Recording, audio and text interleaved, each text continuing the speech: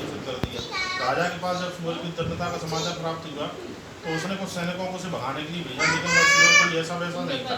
उसने राजा के सैनिकों को भी घायल कर दिया।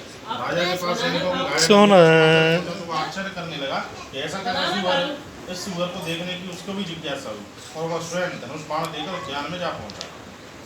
राजा उद्यान में पहुंचा तो सूअर सामने खड़ा था। राजा ने विलंब न करते हुए सूअर पर एक बाण छोड़ा। बाण लगते ही सूअर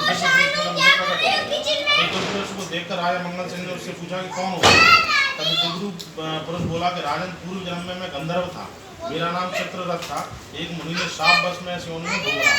जब मुनि शाप देकर जाने लगे तो मैंने उनसे जो शाप निवारण का उपाय पूछा, तब भी बोले कि अवंतिका नगर का राजा मंगल सिंह जब तुझे बाण मारेगा तब तू शाप मुक्त हो जाएगा। इस प्रकार अब मैं शाप मुक्त हो गया हूँ। राजा से आगे लेकर जाते समय चित्ररथ ने राजा को बताया कि राजन, आप महालक्ष्मी का व्रत व पूजन विधिवत करें तो महालक्ष्मी की आप पर विशेष कृपा रहेगी। आपके राज्य में चारों ओर सुख समृद्धि छा जाएगी। ऐसा कहकर चित्ररथ गंधर्व लोक की ओर चला गया। इस राजा मंगल सिंह चित्ररथ की बात सुनकर विचार मग्न था कि तभी उसके समक्ष एक ब्रह्मचारी आ खड़ा हुआ।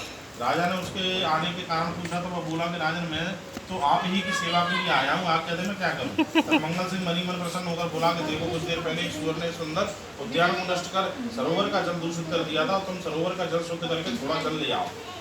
राजा की आज्ञा पाकर ब्रह्मचारी सरोवर के निकट पहुंचा तो वहां कुछ स्त्रियों ने पूजन करते देखा। उसने एक स्त्री से पूछा कि वह बोली कि हम व्रत करके महालक्ष्मी का पूजन कर रही है।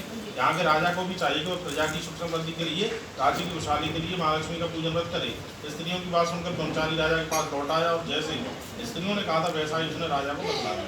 ब्रह्मचारी के मुख से स्त्रियों की बात सुनकर राजा ने महालक्ष्मी व्रत का पूजन किया तो उसके राज्य में खुशहाली छा गई, कोष भी अभिवृद्धि हो गई। एक दिन रानी चंचला ने राजा के हाथ में महालक्ष्मी पूजन का डोरा बंधा देखा तो बोली कि राजन, आपके हाथ में डोरा शोभा नहीं देता, अतः इसे उतार फेंक दीजिए। पुरुष ने राजा के संग आई प्रौढ़ महालक्ष्मी का भी निरादर कर दिया।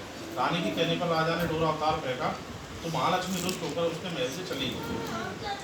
उधर उसी ब्रह्मचारी से पूछकर छोटी रानी चिल्ला ने भी महालक्ष्मी का व्रत पूजन किया। राजा ने जब छोटी रानी के महल में चहल पहल देखी तो उसने ब्रह्मचारी से इसका कारण पूछा। तब उसने बताया कि छोटी रानी ने महालक्ष्मी का व्रत पूजन किया है। राजा छोटी रानी के महल में गया, रानी को राजा का स्वागत सत्कार किया। उस समय राजा ने महालक्ष्मी का डोरा पुनः बांध दिया। उसके हाथों में डोरा बना देखकर छोटी रानी ने उसके चरित्र को महल के बाहर कर दरवाजा बंद कर दिया और क्रोधित हो गई। राजा मंगल सिंह छोटी रानी के महल से निकलकर बड़ी रानी ने राजा से मान के उसको स्वागत सत्कार किया। बड़ी रानी ने भी महालक्ष्मी को संकल्प किया। राजा के सम्मान और उसके संगाई प्रौढ़ महालक्ष्मी बड़ी प्रसन्न हुई और राजा को उसकी रानियों को कंपनी का प्रदान दिया और चली गई।